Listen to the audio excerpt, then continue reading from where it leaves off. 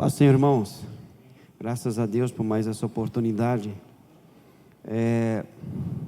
Estamos falando sobre as características do caráter cristão com base nas bem-aventuranças. E nós falamos primeiro sobre humildade de espírito e bem-aventurados depois os que choram. E começamos falando sobre o sentido desse choro aqui nas bem-aventuranças de Mateus 5, verso 4, que é o choro do arrependimento, tá? Choro pelo pecado e pelo pecado alheio também. E nós fomos desenvolvendo uma conversa justamente sobre essa questão também de nos sermos entristecidos pelo pecado dos outros, uma vez que também nos entristecemos pelos nossos pecados.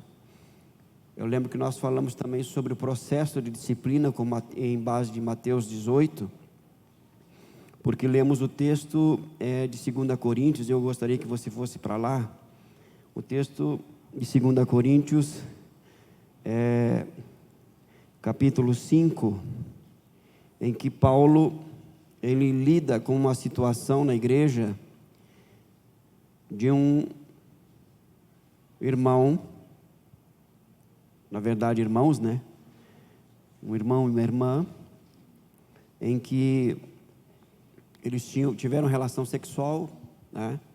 E Paulo lamentou o fato de a igreja não se entristecer por isso, antes se ensoberbecer e também não, digamos assim, promover o princípio da disciplina. Nós estamos falando sobre isso.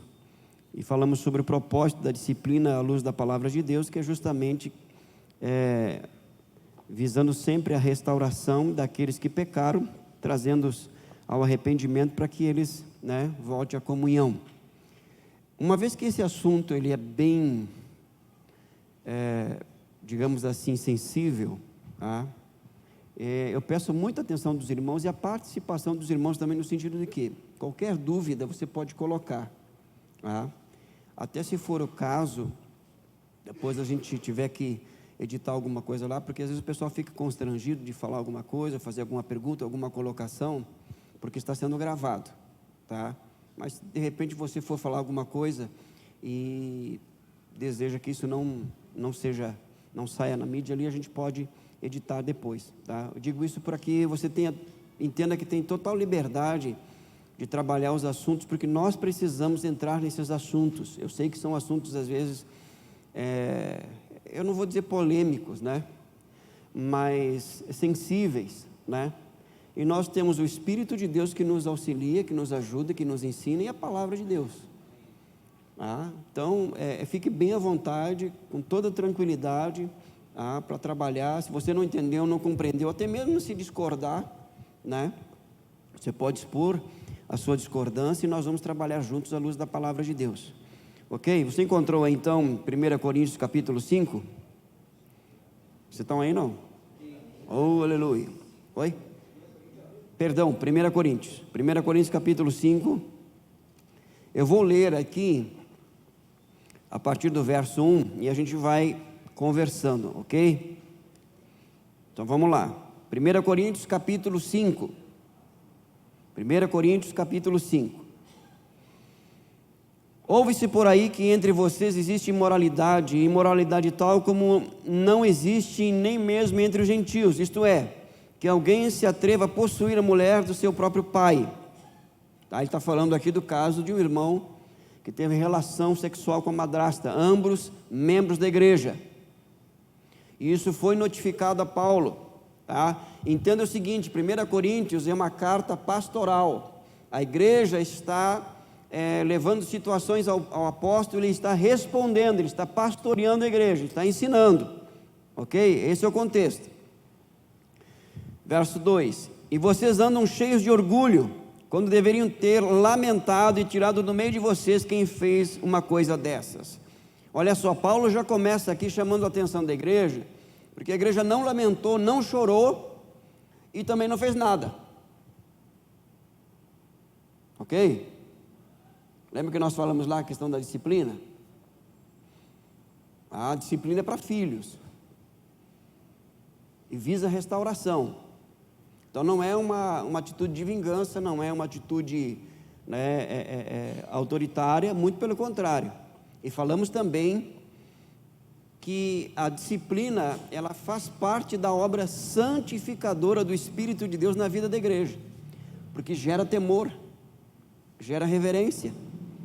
Quando não há disciplina, as coisas descambam então, né, para a libertinagem. Verso 13, eu na verdade, ainda que fisicamente ausente, mas presente em espírito, já sentenciei como se estivesse presente o autor de tal infâmia. Em nome de nosso Senhor Jesus, reunidos vocês e o meu espírito, com o poder de Jesus nosso Senhor, que esse tal seja entregue a Satanás para a destruição da carne, a fim de que o espírito seja salvo no dia do Senhor. Aqui que nós precisamos trabalhar essa questão. O que significa essa sentença aqui, entregar a carne a Satanás? Nós lemos em Mateus 18, terça-feira passada, os irmãos lembram? O processo ali, se teu irmão pecar contra ti, vai ter com ele, se não resolveu, leva uma testemunha, se não resolveu, traz a igreja, né? Se não resolver, se ele não se arrepender, né, considera como publicano e gentil. Aí nós lemos ali, o que ligares aqui na terra será ligado no céu, o que desligares aqui será desligado também no céu. Tá? O que significa entregar a Satanás? Entenda uma coisa, nascido de novo, membro do corpo de Cristo, tá? Ele faz parte do corpo de Cristo, é da igreja de Cristo, ele está debaixo da graça salvadora, redentora de Deus. Isso significa que uma vez que ele faz parte do corpo de Cristo, ele não está, presta atenção, ele não está à mercê da ação maligna. O mundo jaz no maligno, amém? A pessoa não nascida de novo, ela está totalmente vulnerável a qualquer ação maligna. O nascido de novo não, ele está na igreja, corpo de Cristo, está debaixo da graça. Para que Satanás toque nele, deve haver permissão divina. E por isso Paulo está dizendo o seguinte: esse que pecou, não se arrependeu, deve ser entregue a Satanás. Isto é, ele deve ser excluído do corpo, para que então seja a última tentativa de trazê-lo ao arrependimento. Ele vai para a esfera do mundo, ele vai ficar à mercê da ação de Satanás. Vocês estão entendendo aqui ou não? É isso que Paulo está falando aqui. Não se arrependeu? Então tá bom, então você vai ser excluído. Uma vez excluído, em pecado, porque uma coisa é pecar, outra coisa é estar em pecado. Estar em pecado é continuar no pecado, na condição de pecador, de desobediência. Nós falamos sobre isso. Até eu dei um exemplo aqui, aí surgiu um outro assunto sobre a questão de divórcio, aquela coisa toda aí. Ele agora, essa pessoa está não mais debaixo desse cuidado, dessa proteção que está a igreja de Cristo. Ele está agora na esfera do mundo, na ação livre de Satanás. E o texto diz aqui, irmãos, para que, olha só, esse tal seja entregue a Satanás para a destruição da carne, a fim de que o espírito seja salvo no dia do Senhor. Essa destruição da carne, ela pode ser uma enfermidade, uma doença, ele pode morrer. Mas antes disso, ele se arrepender e ser salvo. Vocês entendem isso? Então, essa questão de disciplina, ela é seríssima, tá? É séria para Deus e deve ser séria para nós. Por isso que eu falei para vocês na terça-feira aqui, que nós, liderança, né, nós não trabalhamos com boatos, nós trabalhamos com fatos. Então, aquilo que vem para nós, tá? Pessoas trazem para nós situações e elas se comprometem a levar adiante com o propósito de levar a restauração àqueles que pecaram, a gente vai trabalhar. Mas se chegar para nós, eu vi tal coisa, fulano fez tal coisa, mas assim, então se eu vou chamar fulano, você mantém a sua palavra? Não, eu não. Então, nós não trabalhamos, irmãos, porque isso é seríssimo. E nos nossos dias, eu dei exemplo para vocês, terça-feira passada, numa situação numa das nossas igrejas, que chegou para nós, por exemplo, né, que uma irmã do louvor estava em adultério. De alguma forma ela ficou sabendo que isso chegou ao ministério pastoral. Ela chegou, nós estávamos em reunião, ela chegou no gabinete pastoral e ela nem sentou, ela disse assim: olha, é o seguinte, ó, se vocês levarem isso adiante e não provarem, eu processo a igreja por calúnia e difamação. Outra coisa, se vocês me tirarem da escala do louvor, porque ela era do louvor, eu vou fazer também. Então não é uma coisa simples, irmão, chegar para nós as coisas, nós temos que tratar. Nós temos que ter fatos. Porque infelizmente, por exemplo, no caso dessa irmã, por exemplo, mais adiante se comprovou, as coisas vieram à tona, e ela infelizmente não se arrependeu, acabou saindo da igreja, perdeu família, aquela coisa toda que é consequência do pecado. Mas eu digo isso para vocês terem uma noção de como é difícil lidar com essa situação. Não é uma coisa simples, entendeu? Mas nós temos que tratar. Por quê? Porque está em jogo a saúde da igreja. Então o que Paulo está dizendo aqui é o seguinte: em primeiro lugar, nós temos que como igreja ter maturidade, porque quando alguém peca, nós chorarmos por esse irmão, por essa irmã, e clamarmos para que haja arrependimento. Em segundo lugar, contribuir com a liderança, para que esse irmão e essa irmã sejam disciplinados segundo a palavra de Deus. Porque infelizmente, irmãos, há ainda algumas mentalidades, algumas mentes dentro da igreja, que veem a disciplina como uma falta de amor. E eu falei aqui terça-feira passada e vou repetir para vocês: não disciplinar é não amar. Amar é disciplinar. Para que não fique nas minhas palavras,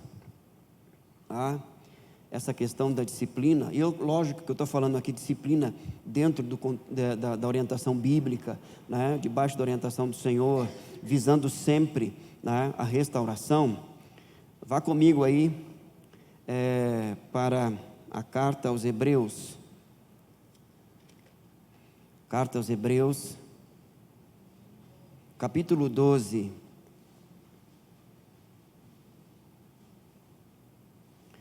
Eu vou ler para vocês, acompanhem, porque o texto aqui é longo, só para a gente ir ganhando tempo. Hebreus capítulo 12, a partir do verso 4. Carta aos Hebreus, capítulo 12, a partir do verso 4. Encontraram aí?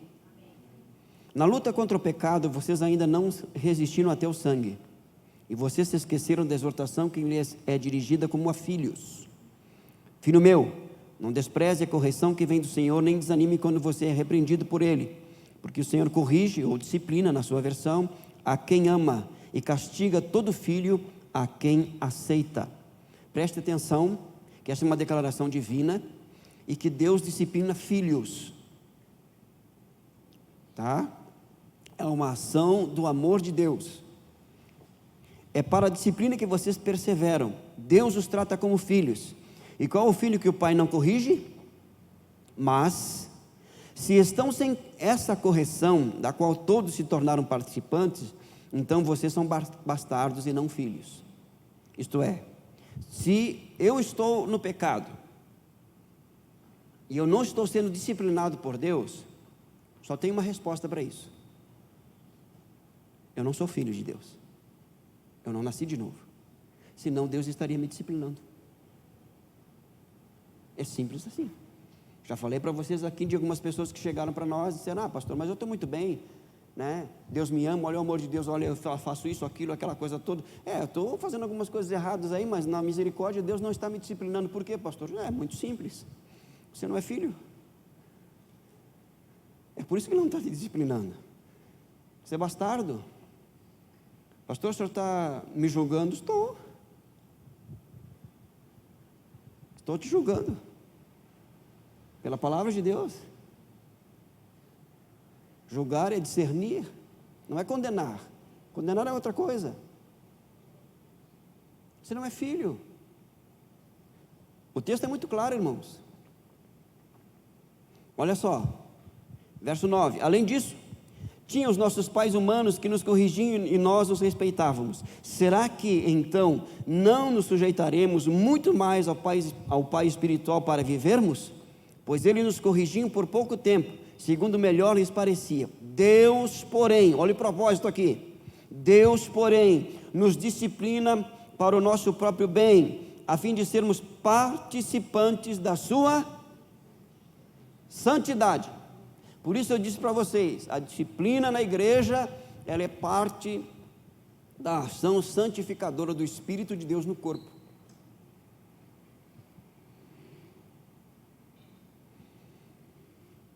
Esse é o propósito. E essa é uma ação do amor divino. Ok? Volte comigo então para 1 Coríntios capítulo 5.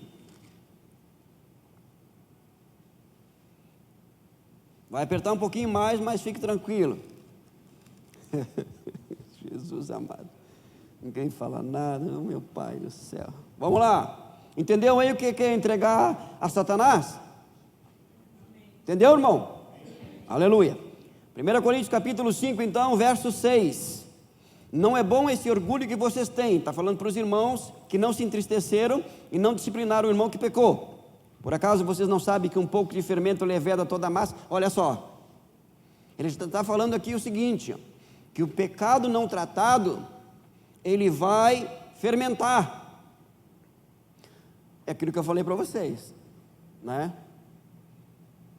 Se eu não estou muito bem, estou só esperando uma oportunidade, né? Fulano lá, mas não foi disciplinado, não deu nada para ele. Mas então está fácil para mim também. Vou fazer. Não dá nada. Isso é apenas uma situação, né? Fora os que ficam falando, fermentando. Eu fulano, pecou. Tá, mas vamos lá. Olha só, verso 7. Joguem fora o velho fermento, para que vocês sejam nova massa, como de fato já são, sem fermento. Pois também Cristo, nosso Cordeiro Pascal, foi sacrificado. Por isso, celebramos a festa não com fermento velho, nem com fermento do mal e da maldade, mas com o pão sem fermento, o pão da sinceridade e da verdade. Agora olha só, irmãos, olha só, preste bem atenção que Paulo está pastoreando a igreja aqui. Olha como se dá o processo de disciplina em que a igreja contribui com a liderança, que é um outro assunto aqui que também é difícil para alguns, né, a aceitação e principalmente a questão da prática. Na outra carta já escrevi a vocês que não se associem com os impuros. Não deve ter associação com os impuros, não deve estar junto com eles, ok? Você entende isso? Refiro-me com isto não propriamente aos impuros deste mundo, aos avarentos, ladrões ou idólatras, pois neste caso vocês teriam que sair do mundo. Então Paulo está dizendo o seguinte: eu não estou me referindo com as pessoas lá de fora, as pessoas que não conhecem o Senhor e que vivem na prática do pecado, tá? Olha o que Paulo vai falar aqui, irmãos. Mas agora, verso 11, escrevo a vocês que não se associem com alguém que, dizendo-se irmão, ele se diz irmão, ele se diz membro do corpo de Cristo. Mas agora escrevo a vocês que não se associem com alguém que, dizendo-se irmão, for devasso, avarento, idólatra, maldizente, bêbado ou ladrão, nem mesmo como com alguém assim. Pois com que direito haveria eu de julgar os de fora? Olha só. Mas será que vocês não devem julgar os de dentro? Ora, os de dentro esse Deus julgará. Expulse o malfeitor do meio de vocês. Teve uma situação em uma das nossas igrejas em que eu lidei com uma família. Eu fui lá uma vez, falei para ela a situação, coloquei, seguinte, toda fofoca, maledicência está saindo daqui. Tá? Sai daqui, da casa de vocês. Então estou vindo aqui para advertir vocês acerca disso. Tem que terminar com esse negócio. Tá? Não parou. Passou um tempo, fui lá com o presbítero da igreja. Falei a mesma coisa. Entendeu? Já apliquei uma disciplina, que é o que o estatuto diz. Não parou. Terceira vez, fui lá com o presbitério e disse o seguinte: a partir de agora, nós não temos comunhão com vocês, até que vocês se arrependam. Eu estou dizendo isso para vocês aqui, e no culto de ceia vou falar para a igreja. Até que vocês se arrependam. Se arrependeram. Só que eu criei um problema na igreja. Porque eu fui, como é que eu vou dizer para vocês? Qualificado como pastor que não ama. E eu perdi o sono por causa disso, vocês me conhecem, né? Estou acordado até agora. Só que é uma situação complicada, irmãos, porque vai dividir opiniões. Só que é o seguinte, entenda o seguinte, ó: ordenança bíblica não é uma questão de opinião, é um fundamento absoluto. Não é o que eu penso que você pensa, é o que a Bíblia diz.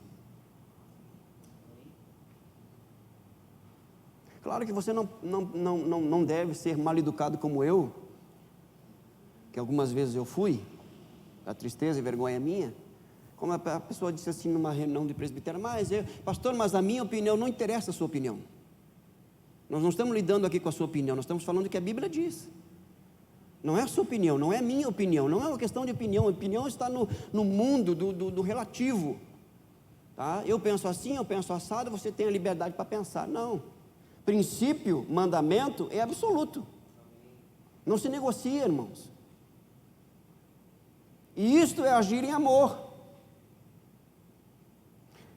Aqui já teve uma situação de pessoa disciplinada e que não se submeteu e disse assim: pastor, eu vou lá na sua casa. Lá. Não, na minha não. Você não vai não. E a Ângela disse: Júlio, mas não, na minha casa não. Porque você está em disciplina, você não se submeteu. Aí abri o texto para ele aqui, li. Está aqui, ó. Você não vai sentar comigo à mesa. Você é meu irmão, e porque você é o meu irmão, e porque eu amo você, você não vai sentar comigo à mesa até que você se arrependa. Mas fulano me recebeu, o problema dele. Mas o pastor tal me recebeu, o problema dele. Eu não te recebo. Bom dia, boa tarde, tudo bem? O que passar disso é procedência maligna.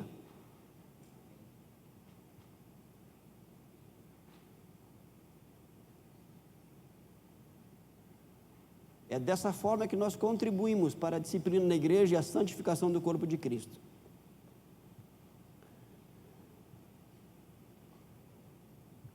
Alguma pergunta? Pois não?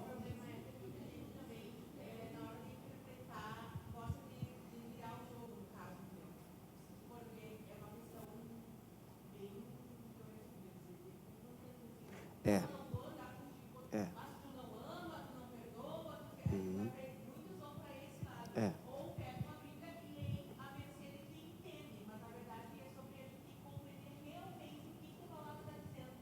Exatamente. Como proceder. Porque eu disse, irmãos, que claro, eu falando para vocês aqui, como a Angela diz, né? Parece que eu vou bater na pessoa. Mas eu não fique tranquilo que eu não vou bater. Não vou fazer isso. É que eu sou um pouco incisivo nas palavras. Entendeu? Mas eu cumprimento, não deixo de cumprimentar, entendeu? Mas comunhão, se a Bíblia, irmãos, se a Bíblia, vamos seguir um raciocínio bíblico que eu passo para a irmã que levantou a mão ali. A Bíblia é inspirada por Deus, sim ou não? Ela é a palavra inerrante, sim ou não? Ela é autoridade em todos os assuntos da igreja, sim ou não? Então, como é que eu, sendo cristão, vou fazer justamente o contrário? Eu sou melhor do que Deus? Eu tenho mais amor do que Deus? Eu tenho mais misericórdia do que Deus? Não, irmãos. É o contrário. Então eu tenho que agir em conformidade com a palavra de Deus.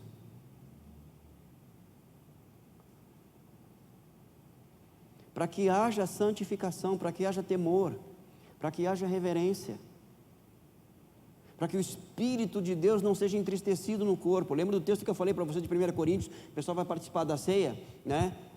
Tem que discernir o corpo, e isto é discernir o corpo, irmãos. Eu sei que isso para a grande maioria, é radical demais, é muito forte. Eu entendo isso, irmãos, porque na verdade assim, raramente a gente vê isso, infelizmente. Ó.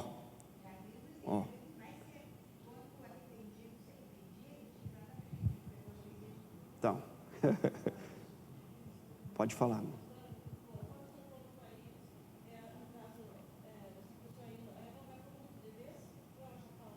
Na verdade, ela já está, né? Porque ela já, um momento que ela foi, passou todo esse processo, tá, irmão? Tem que deixar claro, porque essa pergunta é importante. Passou por todo esse processo aqui, ele não se submeteu, ele foi excluído. A Bíblia diz que nós não temos que odiar, mas amá-lo como irmão, mas ele está fora. Ele está fora.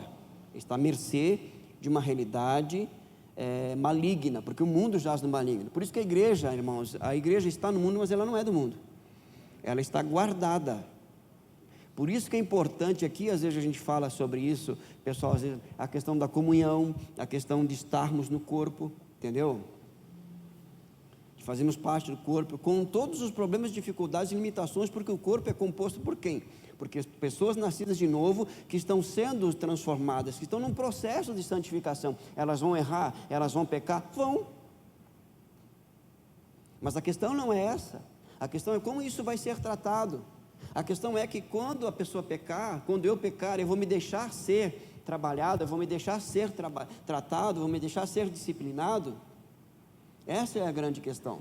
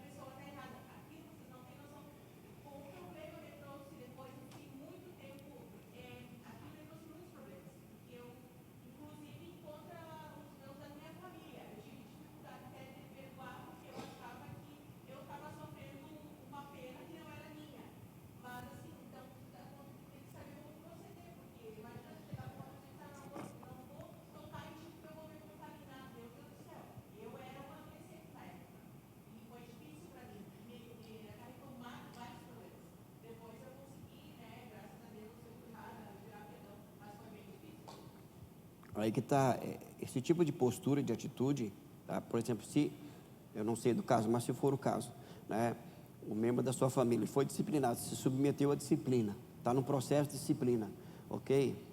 Aqui nós já tivemos pessoas aqui em processo de disciplina que vieram para o culto, participaram do culto, entendeu? Não participaram da ceia, mas participaram do culto, normalmente, aquela coisa toda. Tá? Agora, pessoas que agem assim, em relação aos outros que estão debaixo da disciplina, tá? Cumprindo a disciplina em arrependimento, tá? E alguém tem uma atitude como essa atitude é totalmente anticristã. Não é o que o texto está dizendo, irmãos. Não é o que o texto está dizendo. Tá? E aí, por isso que eu digo para vocês assim, esse tipo de ação na igreja vai, na verdade, promover não só a santificação, mas vai revelar também o nível de espiritualidade e maturidade cristã de cada um de nós. Como lidar com uma pessoa, com um irmão que está em disciplina, entendeu? Por isso que todos nós precisamos nos submeter à ação santificadora do Espírito para essa maturidade, lidar com isso, porque em nenhum momento a Bíblia nos manda a agir, senão em amor, irmãos. Ainda que com firmeza, ainda que com, né, com esse tipo assim de situação de separação, mas ainda assim em amor. César.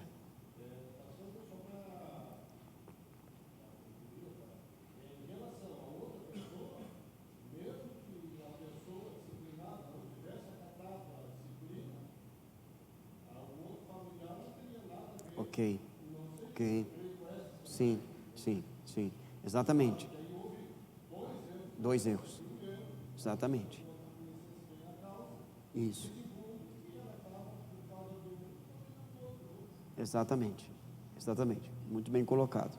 Então, na verdade, se faz necessário a gente estar atento a essa realidade.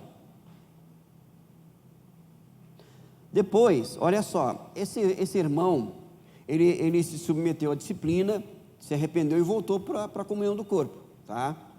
Por que nós sabemos disso? Vamos lá para 2 Coríntios capítulo 2.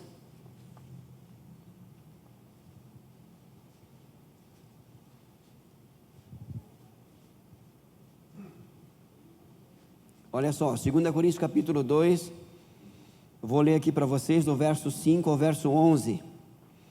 Olha como é importante, assim, uma vez que a pessoa se submeteu à disciplina, se arrependeu, ela é ser perdoada, não somente por Deus, mas pelo corpo de Cristo. Pelo corpo de Cristo, olha só. Encontraram aí 2 Coríntios 2, a partir do 5?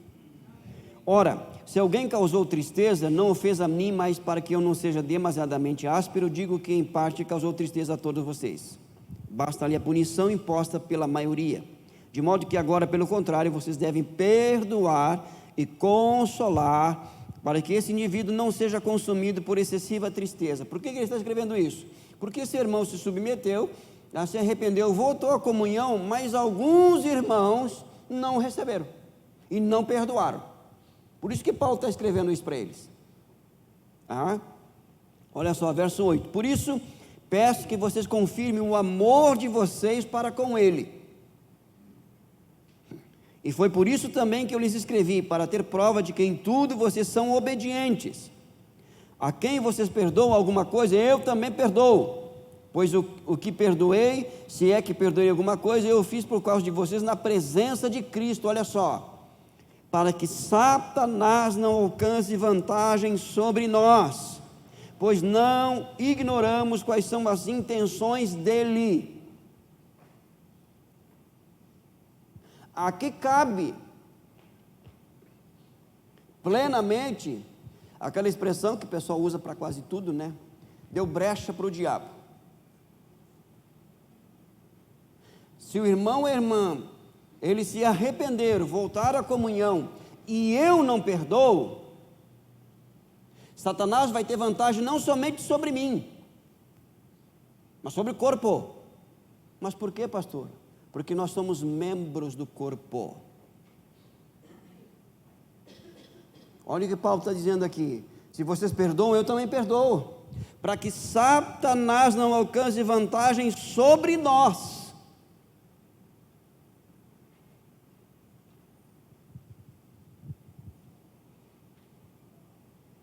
Eu sei de situações, deixa eu ver como é que eu vou colocar aqui para não assustar o cliente. Vou desenhar para vocês aqui, tá?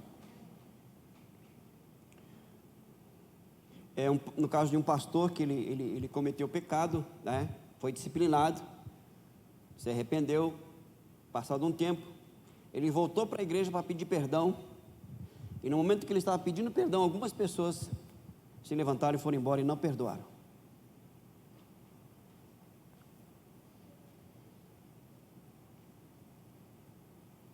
A igreja sofre o dano por causa disso, irmãos. Olha o que o texto diz. Satanás alcança vantagem, porque uma das maiores expressões de amor é perdoar. E perdão não é sentimento, é mandamento, é ordenança, não é opção. Não, eu perdoo se eu quero. Não, é ordenança. É mandamento.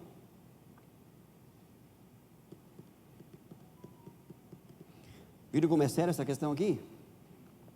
E por isso que, voltando para a bem-aventurança, né, que é uma das características do caráter cristão, bem-aventurados que choram. Eu choro pelos meus pecados, eu choro pelos pecados dos meus irmãos, para que se arrependam, para que se voltem para o Senhor, tá? Embora, como eu falei para vocês, que é um outro assunto também que é bem complicado, né? A palavra de Deus diz que por alguns que cometem pecado nós não devemos orar, tá? Eu vou ler para vocês o texto. Aqueles que cometem pecado para a morte, nós não devemos orar por estes.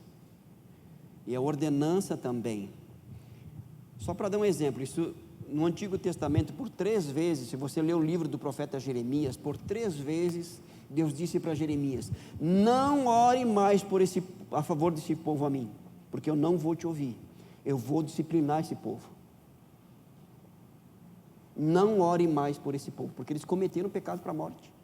Deus ia tratar seriamente como tratou seriamente com eles. Eles foram levados cativos, porque eles chegaram num ponto que não se arrependeram. Deus enviou os profetas e eles não se arrependeram. Então, e Jeremias clamando: Senhor, tem misericórdia, Senhor, perdoe. E Deus disse: não ore mais por este povo, porque eu não vou te ouvir. Ele vai para o cativeiro.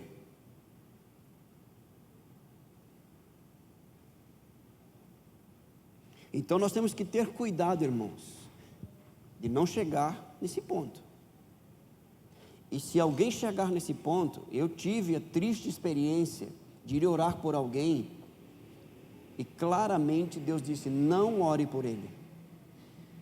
Das poucas vezes, das experiências que eu tive de ouvir a voz de Deus, não ore por ele.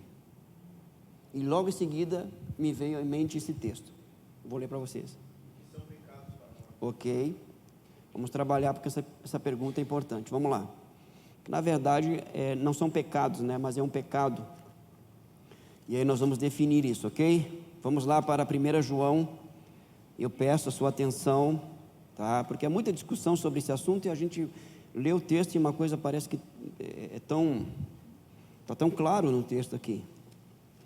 1 João, capítulo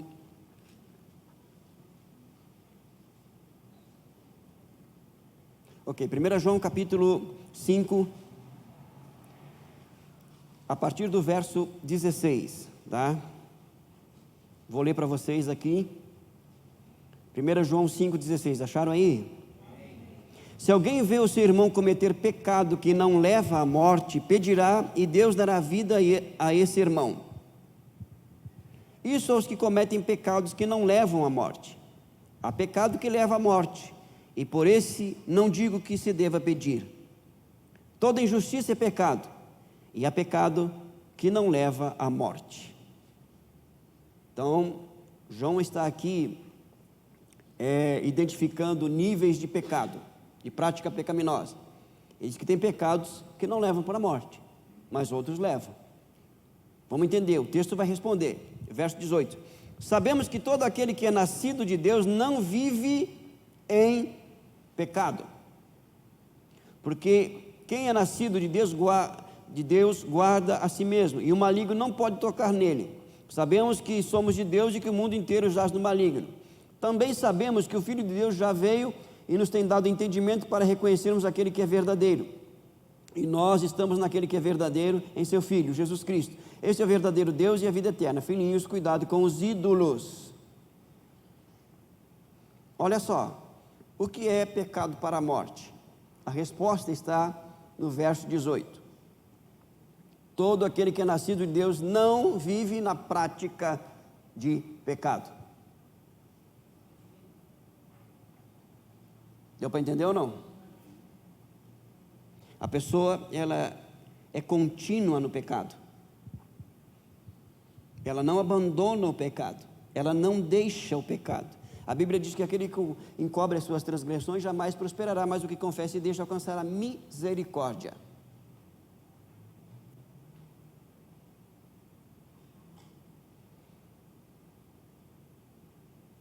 Alguém pode dizer assim: pastor, mas eu eu estou lutando com algumas práticas já há um bom tempo. Aí é que está a diferença. O que João está falando aqui é que essa pessoa, ela não luta contra essas práticas. Ela esconde dos outros, né? Porque ela não esconde dela nem de Deus. Meio não, se tornou um estilo de vida. É o pecado de estimação. E iniquidade. Aí tá, estamos chegando lá, é isso aí. Ou alguém aqui que não luta com nenhum tipo de prática de pecado? Tem alguém aqui que não, eu não luto com nenhum pecado, pastor. Eu estou, né, quase subindo. Tem alguém aí não? Hã? A diferença está justamente aqui. Agora, vamos voltar um pouquinho mais, para vocês entenderem. Olha só. Volte aqui, 1 João capítulo 4.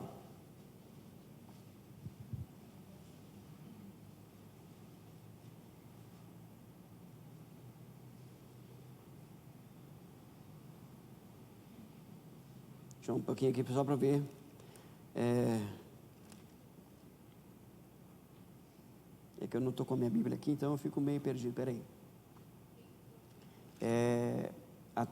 Eu acho que é 13, é a questão os filhos de Deus e os filhos do diabo. Não se assustem com essa expressão, tá? Porque algumas pessoas aí, meio da igreja, dizem que não tem filho do diabo, que todos são filhos de Deus. A Bíblia não diz isso. 1 João capítulo 3, verso 7, você encontrou aí? Então vamos lá. Filhinhos, não se deixem enganar por ninguém. Aquele que pratica a justiça é justo, e assim como ele é justo. Está falando de Cristo. Aquele que pratica o pecado procede do diabo, porque o diabo vive pecando desde o princípio. Para isso se manifestou o Filho de Deus, para destruir as obras do diabo. Qual a palavra que se repete aqui? É o verbo aqui, praticar. O que pratica a justiça e o que pratica o pecado. A ideia de prática aqui, na palavra grega aqui, é um estilo de vida. Não é uma prática esporádica, e muito menos alguém que está lutando para deixar algum tipo de prática pecaminosa. Essa pessoa, ela vive na prática de determinado pecado ou de determinados pecados. Deu para entender ou não? Deu para entender, irmãos? Amém. Ok. Aí vai dizer o seguinte, ó. Todo aquele que é nascido de Deus não vive na prática de pecado. Você vive na prática de pecado? Tem dúvida, né? Não, irmão, você não vive na prática de pecado. Mas você peca, sim ou não? Ah, graças a Deus, eu pensei que estava sozinho. Tá entendendo a diferença aí? Irmãos, o mundo não faz essa diferença, não tem esse entendimento. Somente a igreja de Cristo. Amém. Entendeu? Então é nascido de novo. Uma das evidências do novo nascimento, porque João está trabalhando aqui na sua primeira carta, evidências do novo nascimento, de quem tem a vida eterna. E uma delas é o quê? Eu nasci de novo. Como é que eu sei que eu nasci de novo? Eu não vivo na prática. Meu estilo de vida mudou. Agora olha só, como alguns dizem, como é forte esse texto. Eu digo, não, é você que é fraco. Mas vamos lá, verso 10. Nisto são manifestos os filhos de Deus e os filhos do diabo. Filho aqui é questão de semelhança. Estilo de vida, entendeu? Todo aquele que não pratica justiça não procede de Deus, e o mesmo vale para aquele que não ama o seu irmão. Porque a mensagem que vocês ouviram desde o princípio é esta: que nos amemos uns aos outros. Não sejamos como Caim, que era do maligno e matou o seu irmão. E por que matou? Porque as suas obras eram más e as de seu irmão eram justas. Então, os filhos de Deus, por adoção, nascidos de novo, não vivem na prática de pecado. Os filhos do diabo têm como estilo de vida pecar.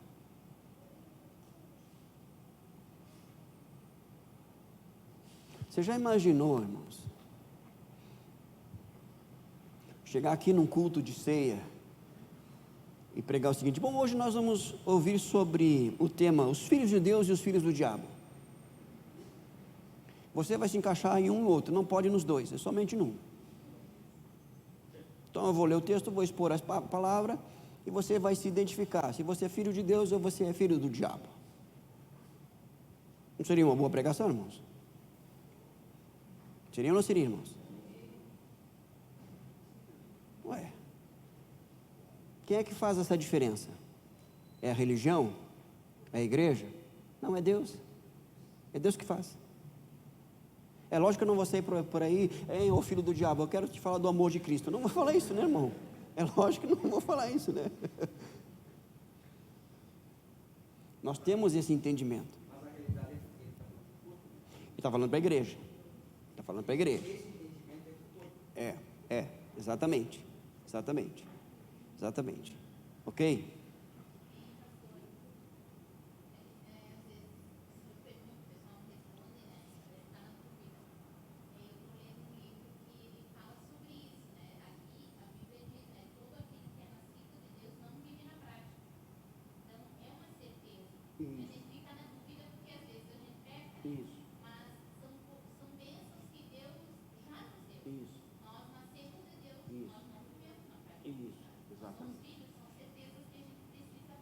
Exatamente. O que a Paula está colocando aqui é fundamental, irmãos. Porque certeza com base na palavra de Deus. Olha só o tema dessa carta aqui, de 1 João. 1 João, deixa eu ver aqui, que eu não estou na minha Bíblia aqui, é complicado. Olha só, 1 João capítulo 5, versículo 13. Esse é o propósito que João escreveu essa carta. Pode ler, 1 João 5,13, olha só o que diz aí. Pode ler um de cada vez.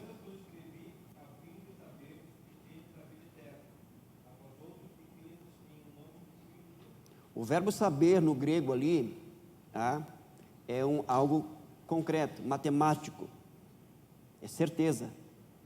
Então João escreveu para que os irmãos soubessem, tivessem certeza de vida eterna.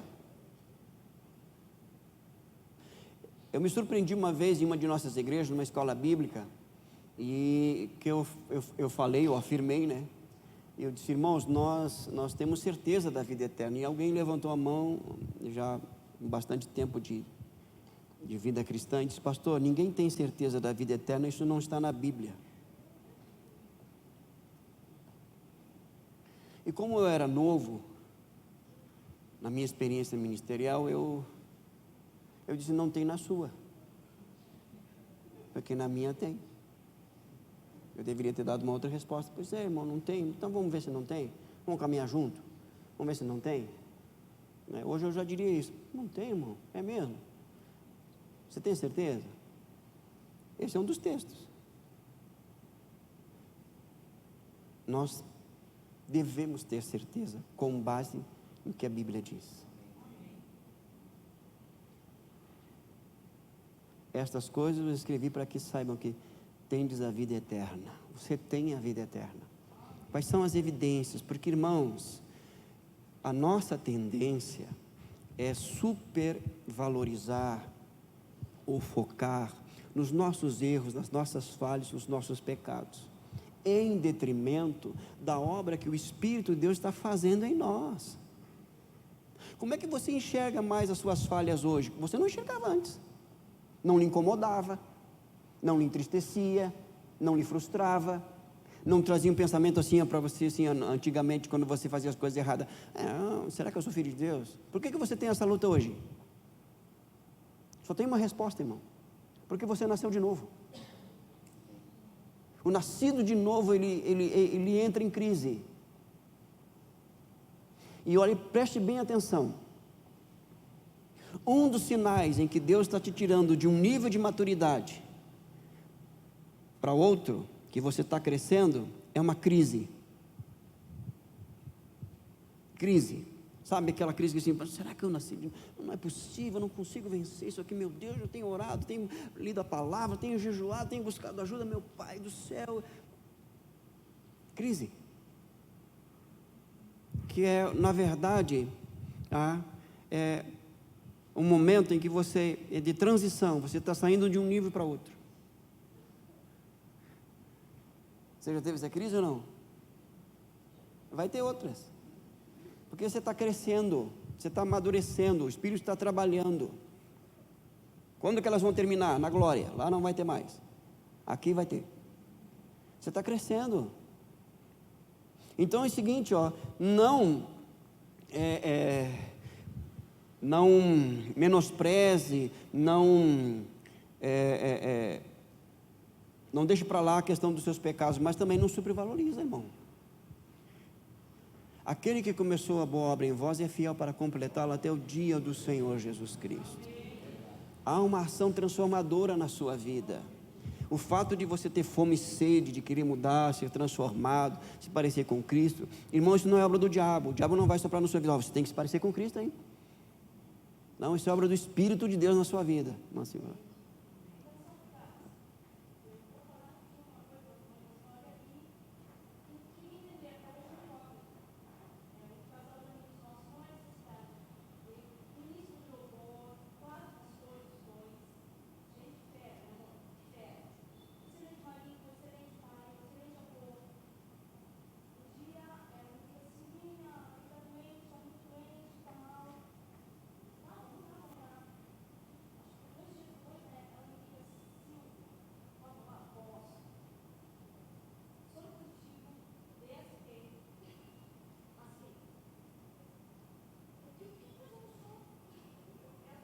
Porque Deus não mostrou. Porque Deus não mostrou, sim.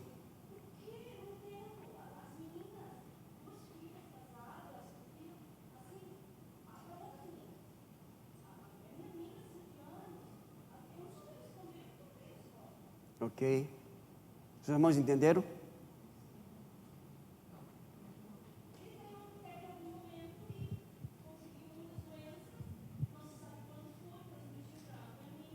Ok.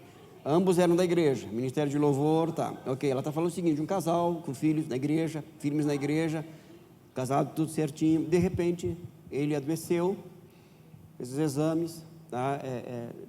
Deu positivo para HIV, em seguida morreu. Aí a esposa perguntou para a irmã Silvia, por que Deus não mostrou? Ela não soube responder. E eu pergunto para vocês, Deus mostrou ou não mostrou? Mostrou. O tempo dele. Só que antes de Deus mostrar, escute e preste atenção. Antes de Deus mostrar publicamente, Ele vai dar um tempo para arrependimento. Deus não expõe ninguém por expor. Ele não faz isso. Mas se não se arrepender, Ele vai expor. Ele faz isso, irmãos.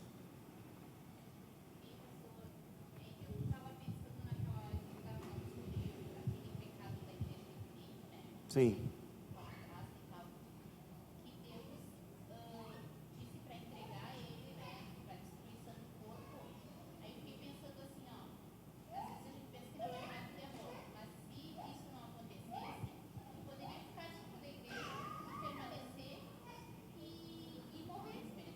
Exatamente.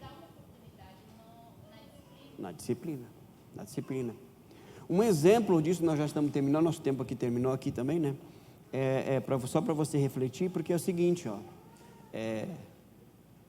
Paulo, quando fala sobre a questão da ceia em 1 Coríntios capítulo 11, ele diz que alguns irmãos que participavam da ceia indevidamente, né? Em pecado, não se arrependeram, e eles morreram, né? Que Paulo diz assim, ó, alguns enfermos e não poucos que dormem. Lembra esse texto? Eles morreram, não estão dormindo, eles morreram. Isso não significa que necessariamente eles morreram e foram para o inferno. Eles foram privados de continuar a vida em família, em sociedade, na igreja, por disciplina divina. Você entende isso? Exatamente, não sendo necessariamente excluídos da salvação, mas cometeram pecado, entendeu? E Deus tirou. Um exemplo é o povo no deserto. Nem todos os que morreram não chegaram na terra prometida, irmãos. Eles foram para o inferno. Você quer ver um que não entrou na terra prometida? Moisés. Morreu antes. Deus não deixou ele entrar. Ananias e Safira foram disciplinados, entendeu? Porque mentiram ao Espírito Santo. Então são questões assim que a gente tem que lidar com elas, tá? Com os olhos muito abertos, porque a gente pode se equivocar em algumas colocações. Alguém levantou a mão aí? Não? O salário do pecado é a morte, mas Romanos está falando ali de uma condição de uma vida independente de Deus, não necessariamente de práticas pecaminosas. Tem diferença, tá? Tem diferença. Amém, irmãos?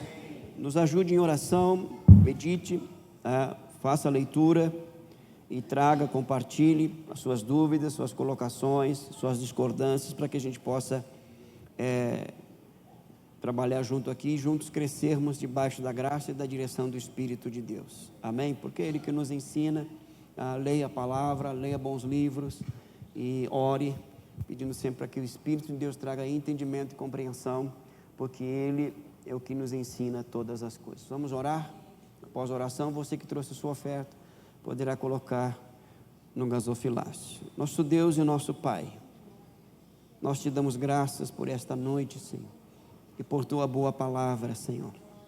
Por meio dela o Senhor nos ensina, nos instrui, nos edifica, nos consola, nos conforta, nos confronta, nos cura, nos liberta, nos transforma. Ó Deus, lembramos do pedido do Senhor Jesus: santifica-os na verdade, a tua palavra é a verdade. A nossa oração, Senhor, é que o Senhor continue nos santificando na verdade, pois tua palavra é verdade, e isso pelo Espírito da verdade que em nós habita. Ó Pai, preserva-nos em santidade, integridade e retidão até a vinda do Senhor Jesus Cristo, de maneira que em nós e através de nós o Senhor continue sendo glorificado. Assim oramos, agradecidos em Cristo Jesus. Amém. Que o Senhor te abençoe.